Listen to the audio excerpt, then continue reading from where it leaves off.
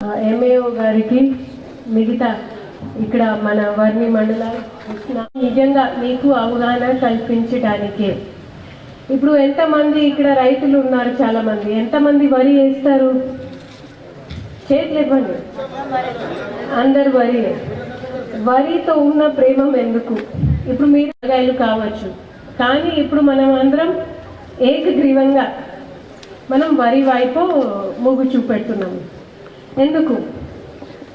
ఈజీగా మా ఊర్లో ఒక కొనుగోలు కేంద్రాలు ఏర్పాటు అయిపోతుంది. మహిళల ద్వారా నడుపుతాము. కొంతమంది మహిళల్ని మోసాలు కూడా చేస్తాము. కమిషన్ వస్తాయి. ఇవన్నీ ఏదో ఒక నామకే వాస్తే సీడ్స్ వాడుతాము. దీంట్లో మీ అందరికీ నేను ఒక మాట చెప్తానండి. మన నిజామాబాద్ జిల్లా అంటే ఒక వ్యవసాయ క్షేత్రంలో ఒక అరుదైన ఘనత ఉంది. మనకి వ్యవసాయ కోసం మీ వర్ణి ప్రాంతంలో అయితే కామారెడ్డి నుంచి ఎన్ఎస్పి నుంచి మీకు నీళ్లు వస్తూ ఉంటాయి. అంటే మీ అందరూ అదృష్టవంతుడే.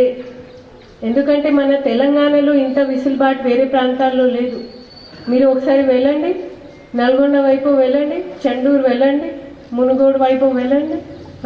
అక్కడ చుక్క నీళ్ళు కోసం బోర్వెల్స్ అంటే వేసినా కూడా 180 feet వరకు నేను సొంతగా చూసి ఉన్నాను, కానీ ఒక చుక్క కూడా నీళ్లు రావు.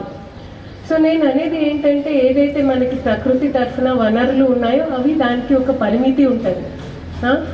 అది మీరు కోరుకుంటే మీరు ఏదైనా ఎవరికైనా సర్పంచ్ గారికి డబ్బు ఇస్తే వర్షం పడుతుందా? సర్పంచ్ గారు మీకు ఇస్తుంది. మీ రైతు వేదిక ఎక్కడ ఉంది? ఐడియా ఉందా? మీరు అందుబాటులో ఉంటున్నారా? ఠీకే.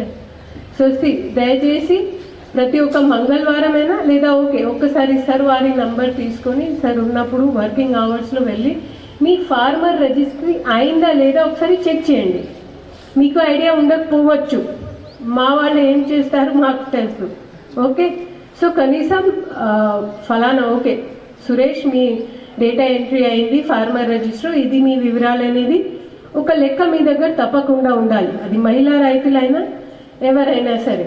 ఫార్మర్ రిజిస్ట్రీ చాలా చాలా ముఖ్యం. మీకు పదే చెప్తున్నాను.